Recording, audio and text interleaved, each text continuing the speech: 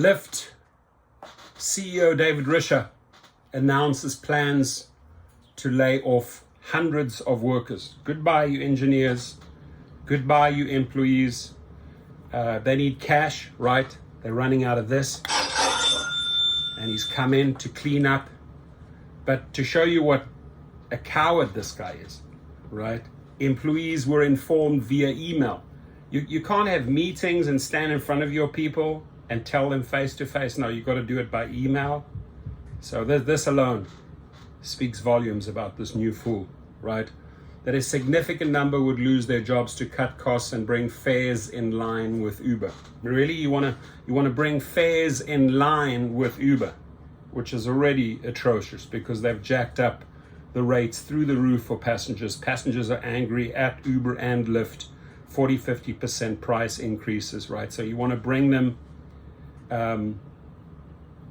in line with Uber, which basically means what you're saying is that your fares are higher than Uber, right? Passengers need to know this.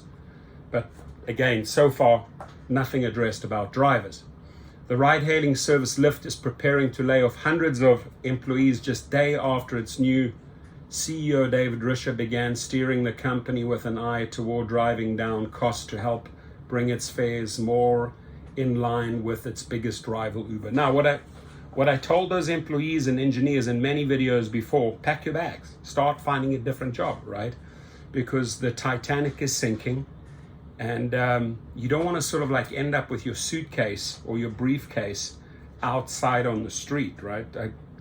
I gave engineers and employees warnings long time ago that this ship was going down, right? John Zimmer,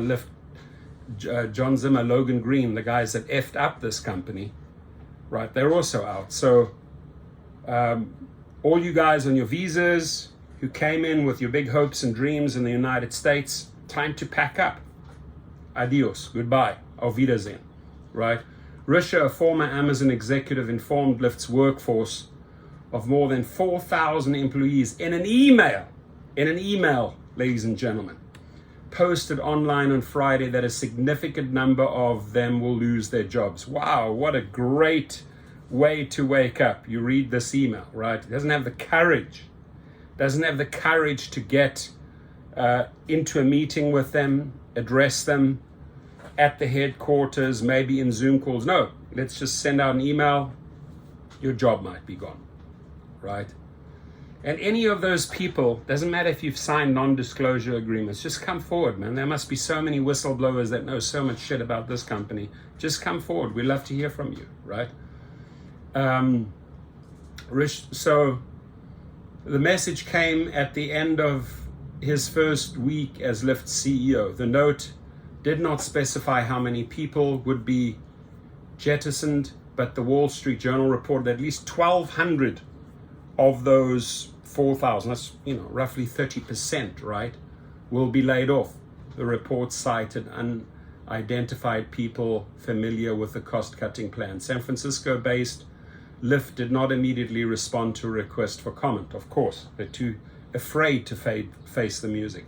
Risher, who had been a Lyft board member before being recruited to replace co-founder Logan Green, cited expense control as one of his top priorities during an interview with the Associated Press shortly after his hiring was announced. By ensuring Lyft is super efficient, Risher said, I don't know how efficient you become if you just like overnight cut 1/3 of your labor force, right? I mean, maybe other people have to work overtime or work triple time, but I don't see how you're going to become super efficient by wiping out such a huge number of people.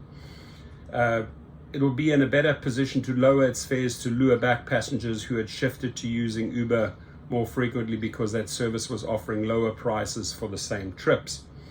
It was a theme Risher emphasized again in his Friday email, explaining why he decided to slash the payroll, which does not include Lyft's drivers. Decided to slash the payroll, which does not include Lyft's drivers, a group that is classified as independent contractors. We need to bring our costs down to deliver affordable rides, compelling earnings for drivers, and profitable growth. So the one line there, which you're going to have to act on eventually, and that is compelling earnings for drivers. Maybe you want to elaborate a little bit about that, on that one, David Risher. Lyft intends to start notifying employees who will be laid off on Thursday when the company plans to close its offices. Hit us up, right? If they let you go, if you're angry, if you're upset, if you are a whistleblower, hit us up at this channel. It will mark the second round of recent job cuts for Lyft after shedding 700 workers last year.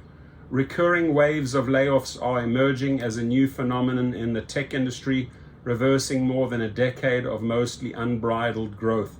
The pandemic initially walloped Lyft by driving up demand for ride-hailing services, a blow Uber was able to soften through an aggressive expansion in food delivery.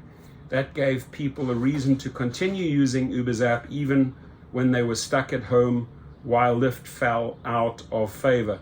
During the past year, it has become even clearer that consumers fell out of the Lyft habit as Uber's ridership bounced back to the pre-pandemic levels and Lyft losses mounted. Those struggles have caused Lyft stock to plunge 69% during the last year, prompting the decision to bring in a new CEO to shake things up. We'll shake you up, dude, if you don't act, right? We'll shake you up, I can promise you that. Lyft shares surged 6% after news of its cost-cutting plans came out to close Friday at 10:44. Still dismal, still poor, slightly above 9, big deal. But he has a lot of work to do. Your comments, please, my friends. And we also want to hear back from those engineers and employees that got sacked. How do you feel now?